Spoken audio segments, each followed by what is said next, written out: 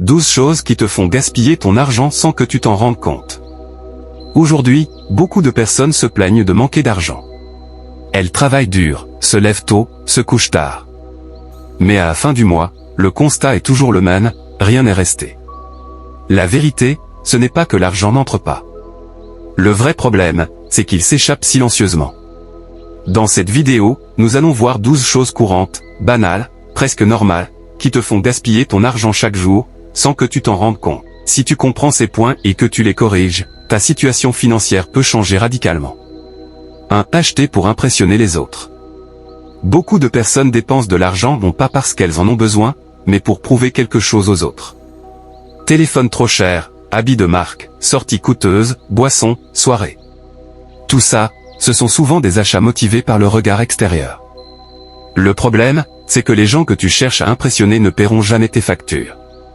Pendant que tu dépenses pour paraître riche, tu retardes ton avenir. L'argent dépensé pour l'image est l'argent le plus gaspillé. 2. Manger dehors trop souvent. Acheter à manger dehors tous les jours paraît anodin. Un petit plat ici, une boisson là, un snack rapide, mais à la fin du mois, c'est une énorme fuite financière. Quand tu fais le calcul, tu te rends compte que cet argent aurait pu servir à lancer un petit business, payer une formation, épargner pour un projet important. Manger dehors doit être occasionnel, pas une habitude. 3. Les abonnements inutiles. Internet, chaîne TV, plateforme de streaming, applications payantes. Beaucoup de gens sont abonnés à des services qu'ils n'utilisent presque jamais. Le problème, c'est que ces prélèvements sont automatiques. Tu ne les vois même plus passer. Petit à petit, ton argent disparaît sans douleur, mais avec beaucoup d'impact. 4. Acheter sans plan. Aller au marché, au supermarché ou sur Internet sans liste est une grosse erreur financière. Quand tu n'as pas de plan, tu achètes sous l'émotion, tu prends ce qui attire ton regard, tu dépenses plus que prévu. Les grandes entreprises adorent les consommateurs sans plan. Toi, si tu veux garder ton argent, tu dois acheter avec intention. 5. Négliger les petites dépenses. Ce n'est que 500 francs. Ce n'est que 1000 francs. Ce n'est rien. C'est justement ce raisonnement qui ruine beaucoup de personnes. Les grandes pertes viennent souvent de petites dépenses répétées. Ce n'est pas un gros achat qui t'appauvrit, mais des petits gaspillages quotidiens. Avant de vous partager le numéro 6, si vous n'êtes pas encore abonné, abonne-toi, like et partage cette vidéo à tes amis et collègues. 6. Ne pas suivre ses dépenses. Beaucoup de gens ne savent même pas où part leur argent. Ils reçoivent de l'argent. Ils dépensent. Et à la fin du mois, ils sont surpris. Si tu ne contrôles pas ton argent te contrôle. Suivre ses dépenses, c'est reprendre le pouvoir. 7. Acheter par émotion. Stress, colère, frustration, tristesse. Beaucoup de dépenses sont émotionnelles. Tu achètes pour te sentir mieux, pour te récompenser, pour oublier un problème. Mais après l'achat, la réalité revient et l'argent est parti. L'achat émotionnel soulage quelques minutes, mais il crée des regrets durables. 8. Copier le style de vie des autres. Tu vois quelqu'un voyager, sortir, acheter, construire, et tu veux faire pareil, sans connaître sa réalité financière. Chacun a son rythme, ses priorités, ses moyens. Copier le style de vie des autres est une course que tu perdras toujours. Vis selon tes objectifs, pas selon la vie des autres. 9. Refuser d'investir dans la connaissance. Certaines personnes refusent de payer pour apprendre, mais dépensent sans réfléchir pour le plaisir. Livres, formation, apprentissage. Ce sont des dépenses qui rapportent à long terme.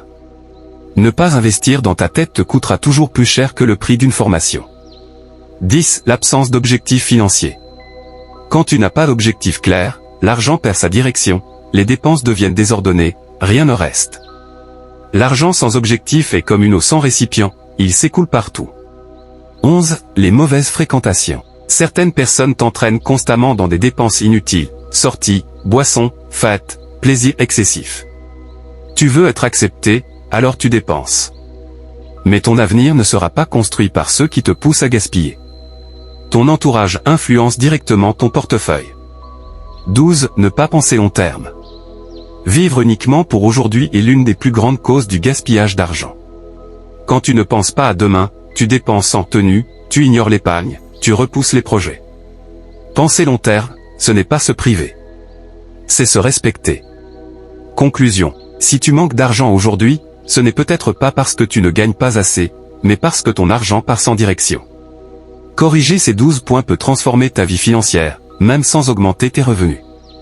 Si tu ne t'es pas encore abonné, abonne-toi, il est que tes partages. Si en écoutant les 12 points précédents tu t'es reconnu dans plusieurs situations, rassure-toi, tu n'es pas seul. La majorité des gens gaspillent leur argent non pas parce qu'ils sont irresponsables, mais parce que personne ne leur a appris à gérer l'argent. La bonne nouvelle, c'est que ce qui s'apprend peut se corriger. 1. Commence par la prise de conscience, pas la culpabilité. La première erreur à éviter, c'est de te sentir coupable. La culpabilité bloque, elle ne construit rien.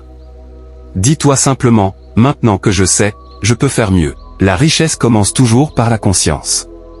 2. Fais un arrêt temporaire sur les dépenses non essentielles. Si ton argent fuit de partout, la première chose à faire n'est pas d'investir, mais de ralentir.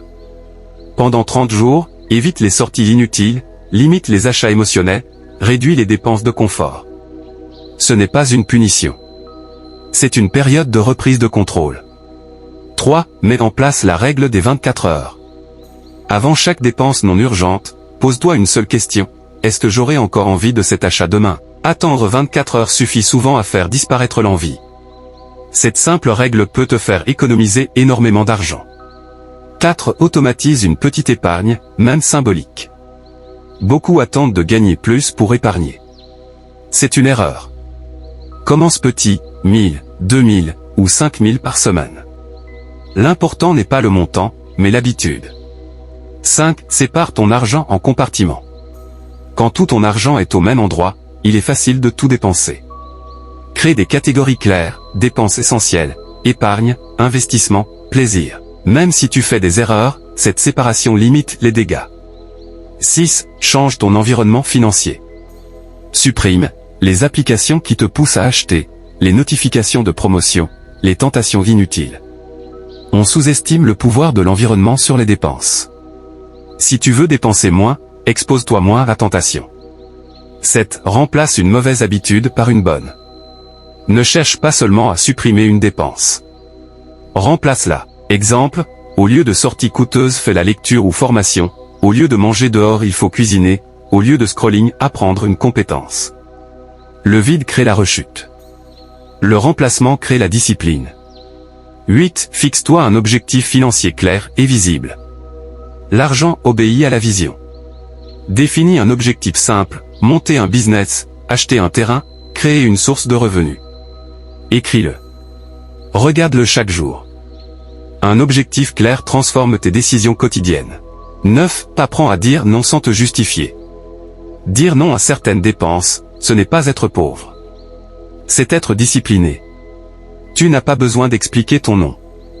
Ton avenir te remerciera. 10. Entoure-toi de personnes orientées progrès. Les bonnes fréquentations, respectent tes limites, comprennent tes objectifs, t'encouragent à évoluer. Si ton entourage se moque de ta discipline financière, c'est peut-être le signe que tu changes dans la bonne direction. 11. Investis d'abord en toi-même. Si tu fais déjà des erreurs financières, la meilleure correction est la connaissance. Apprends comment vendre, comment investir, comment créer de la valeur. Une personne formée ne reste jamais pauvre longtemps. 12. Sois patient avec ton processus. Tu ne corriges pas des années de mauvaises habitudes en un mois. Il y aura des rechutes, des erreurs, des doutes. Mais chaque pas compte. La discipline financière n'est pas une destination, c'est un chemin. Tu n'es pas en retard. Tu es juste au début de ta conscience financière. Si tu corriges ces habitudes, ce n'est pas seulement ton argent qui changera, c'est ta mentalité, ton futur et ton impact. Abonne-toi, like cette vidéo et partage.